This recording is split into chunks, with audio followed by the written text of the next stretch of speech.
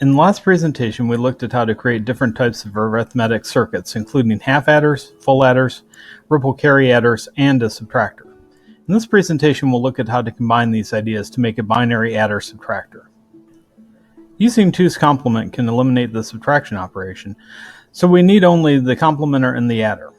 When performing a subtraction, we complement the subtrahend, n, and when performing an addition, we do not complement it. We can now get away with using a selective complementer and an adder interconnected to form an adder-subtractor. We can get 2's complement by taking 1's complement and adding 1. In 2's complement subtraction, we have a correction step after adding, and we can complement the result and append a minus sign if an n carry does not occur. The correction operation gets performed using the adder-subtractor a second time if it's necessary. The circuit for subtracting a minus b consists of a parallel adder with an inverter placed in between each b terminal and the corresponding output, and C0 is set to 1. For unsigned numbers, it gives a minus b if a is greater than or equal to b, or the 2's complement of b minus a if a is less than b. The addition and subtraction operations can be combined into one circuit with a common binary adder using an exclusive OR gate for each full adder. When s is equal to 0, the circuit's an adder. When s is equal to 1, the circuit becomes a subtractor. Each exclusive OR gate receives input s and one of the inputs of b.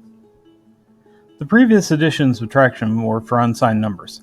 Now let's look at how to do things with signed numbers. Positive integers in the number 0 can be represented using an unsigned number.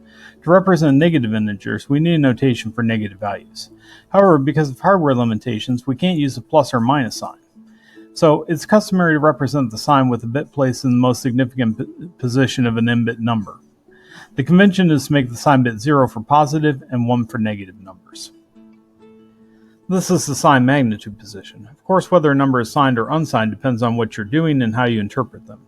In implementing sign magnitude addition and subtraction for n-bit numbers, the single sign bit in the leftmost position and the n-1 magnitude bits are processed separately.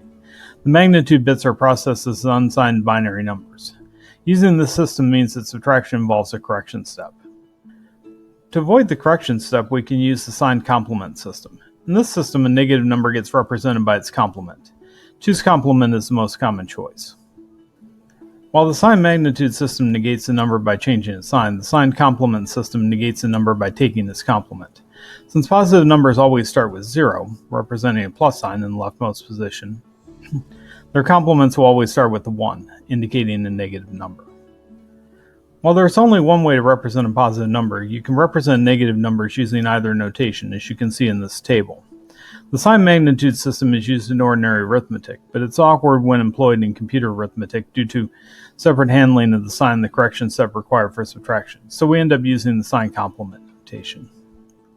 The addition of two numbers in the sign magnitude system follows the rules of ordinary arithmetic.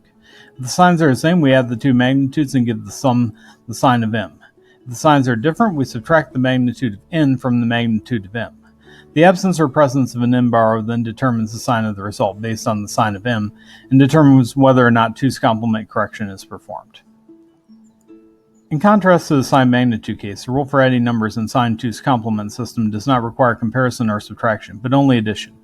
The procedure is simple. The addition of two signed binary numbers with negative numbers represented in sign 2's complement form is obtained from the addition of the two numbers, including their sign bits. A carry out of the sign position gets discarded. In each of these four cases, the operation performed is addition, including the sign bits. Any carry out of the sign bit position is discarded, and negative results are automatically in 2's complement form. The subtraction of two signed binary numbers when negative numbers are in 2's complement form is very simple and can be stated as follows. Take the 2's complement of the subtrahend, including the sign bit, and add it to the minuend, including the sign bit. A carry out of the sign bit position is discarded. This procedure stems from the fact that the subtraction operation can be changed to an addition operation if the sign of the subtrahend is changed. Why 2's complement? It's worth noting the binary numbers in the signed complement system are added and subtracted by the same basic addition and subtraction rules as unsigned numbers. Therefore, computers only need one common set of hardware to handle both types of arithmetic. The user or programmer must interpret the results of such addition or subtraction differently, depending on whether it is assumed that the numbers are signed or unsigned. Thus, the same adder-subtractor designed for unsigned numbers can be used for signed numbers. If the signed numbers are in 2's complement representation, then we can use our adder-subtractor circuit in the same way. If you've driven around the Portofino often enough, you've probably seen a large truck with a container on its back. These containers typically have 3 measures of weight. Gross weight is the weight of the container plus its content, tare weight is the weight of the empty container, and net weight is the weight of the contents only. Imagine we want to design an electronic scale. For a particular electronic scale, a feature that permits the net weight to be displayed is activated by the following sequence of actions. Place the empty container on the scale, press the tare button to indicate the current weight is the weight of the empty container, add the contents, and read the net weight from the scale indicator. Assume the container weight is stored by the scale. What arithmetic logic do we require to implement this? The scale is measuring gross weight, that is the weight of the container plus its content, so the display result is the net weight. We need a subtractor in the form of net weight is equal to gross weight minus tare weight. Since the container plus its content always weighs at least as much as the container only, this result needs to be non-negative. If on the other hand the user makes use of this feature to find the differences of weight in 2 objects, then a negative result is possible. In the design of the actual scale, the negative result is properly taken into account in the logic. To obtain a correct answer when adding or subtracting, we need to ensure that the result has sufficient number of bits to accommodate the sum. If we start with 2 n-bit numbers and the sum occupies n plus 1 bits, we say that an overflow has occurred. Overflow is a problem in computers because of the limited number of bits for a number, and a result that exceeds the number of bits can't be accommodated. The detection of an overflow after the addition of 2 binary numbers depends on whether numbers are considered to be signed or unsigned.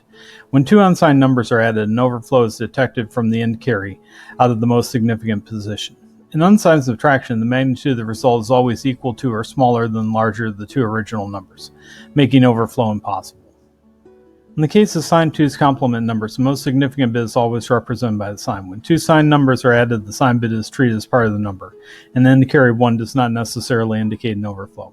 With signed numbers, an overflow cannot occur for addition if one number is positive and the other is negative. An overflow may occur if 2 numbers added are both positive or negative. An overflow condition can be detected by observing the carry into the signed bit position and then carry out of the signed bit position. If these 2 carries are not equal, an overflow has occurred. Simple logic that provides overflow detection can be implemented using an XOR gate. If the output equals 1, then you have an overflow. Be sure to take a look at the overflow circuit in section 3.11 and keep checking La Lima to stay up to date.